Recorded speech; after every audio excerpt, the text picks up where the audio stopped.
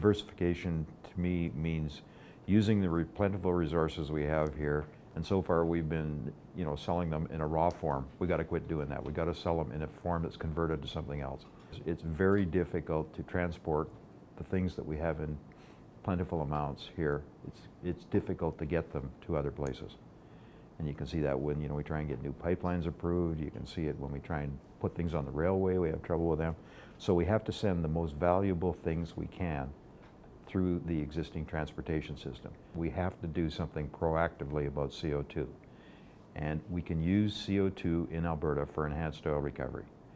We've done a little tiny bit of it. There's a small project that's been running down by Joffrey for about 20 years, but we can do it on a colossal scale here. And when we do that, we reduce the CO2 content of everything we make, and we turn CO2 from a disposal problem into a feedstock. And so we've got to do that. That's the second part of what we have to do. And the third thing we have to do is we have to convert our raw materials into finished products so they can go anywhere. And we have to do that in a way where we can make money doing it. Converting bitumen into diesel fuel. We're doing it in a way where we capture the CO2 in the refining process. And the diesel fuel we make can be exported through the existing infrastructure to any retail outlet. It doesn't have to go to another refinery. We can't make any money extracting bitumen. If you look at the financial statements of the big bitumen producers, they're not looking very good. There aren't going to be new resource extraction projects unless we can capture the margin of conversion. We have to make it into something else. If we do what we're doing here, we end up being about 7% better in terms of our embedded CO2 content than the competition is.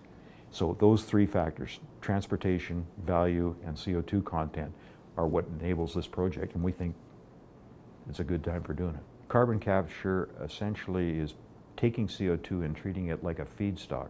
We've got a place to put it, and the oil that comes out of the ground more than pays the costs of getting that CO2 into it, and the CO2 stays behind. I don't think that the world thinks that carbon isn't a problem because of the American election.